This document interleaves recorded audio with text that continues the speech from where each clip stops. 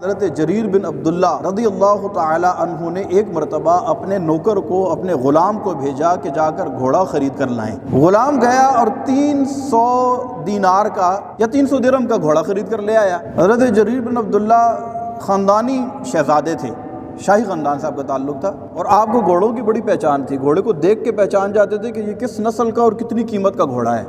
آپ نے گھوڑے کو دیکھا تو گھوڑے کی قیمت بہت زیادہ تھی اور غلام صرف 300 درہم میں خرید کر لایا ہے۔ تو آپ نے کہا کہ جس سے گھوڑا خرید کر لایا اس کو میرے پاس لے کر آؤ۔ اس کو جب پاس حاضر کیا گیا تو کہنے لگے کہ میں تمہیں تمہارے گھوڑے کے 500 درہم دے دوں۔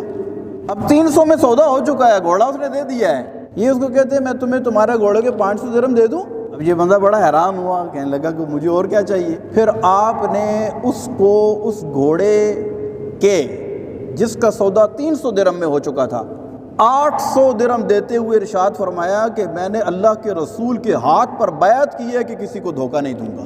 یعنی آپ اندازہ کریں کہ ہمیں تو 1 روپیہ بھی 10 روپے بھی کہیں سے بچتے ہیں نا، ہم کہتے ہیں یار یہ دھوکہ، اور ہمارے نوکر یا ہمارے ماتحت جو لوگ ہیں اگر وہ اس طرح کا کام کریں نا تو ہم اس کو تھپکی دیتے ہیں، شاباش دیتے ہیں، اچھا ماشاءاللہ بڑا زبردست کام کیا تم نے، بھئی اتنی مہنگی چیزیں تم اتنی سستی خرید کر لے آئے ہو۔ اگر بیچنے والا بیچارہ میری طرح اگر کوئی سادہ سا ہے تو اس کو اندازہ نہیں ہوگا کہ یار مارکیٹ میں اس کا ریٹ کیا ہے اور یہ کتنے کا، یعنی اتنی باریکی کے ساتھ کوئی معاملہ کرنا تو شاید ہم نے زندگی میں کبھی سوچا ہی نہیں ہوگا۔ جبکہ ہمارے بزرگان دین ان کا ویژن، ان کی سوچ کیسی ہوتی تھی کہ وہ کبھی بھی برداشت نہیں کرتے تھے کہ نادانستہ طور پر بھی ان سے کوئی دھوکہ سرزد ہو۔